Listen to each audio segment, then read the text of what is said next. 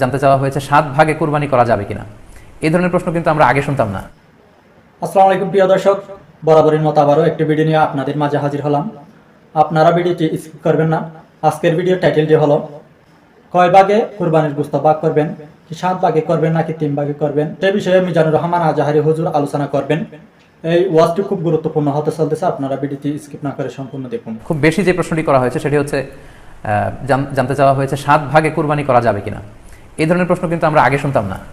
Recently কিছু কিছু স্কলারদের আলোচনা বা এতে করে লোকজন হয়তো বিভ্রান্তিতে ভোগেন কিংবা একটা ধোঁয়াশা তৈরি হয়, ফলে এই প্রশ্নটি করা হচ্ছে। আমরা আবহমান কাল থেকে আমাদের প্রিয় মাতৃভূমি বাংলাদেশে হয়তো ছাগল কুরবানি দিয়েছি অথবা গরু কুরবানি দিয়েছি সর্বোচ্চ 7 ভাগে।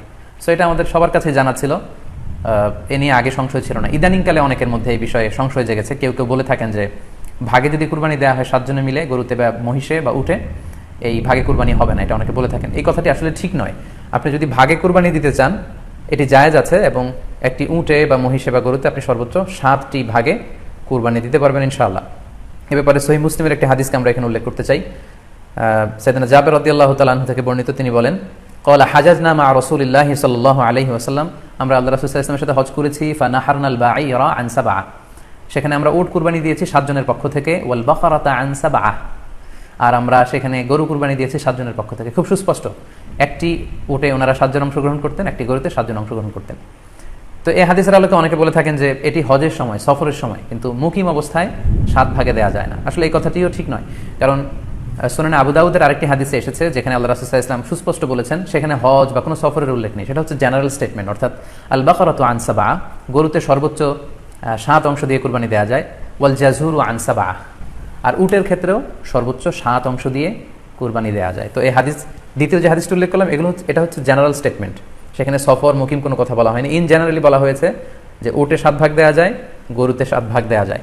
সো আমরা যারা ভাগে কুরবানি দিচ্ছি 7 জন মিলে একটি গরু, আপনারা নিঃসন্দেহে সানন্দ চিত্তে নিশ্চিন্তে কুরবানি দিতে পারেন।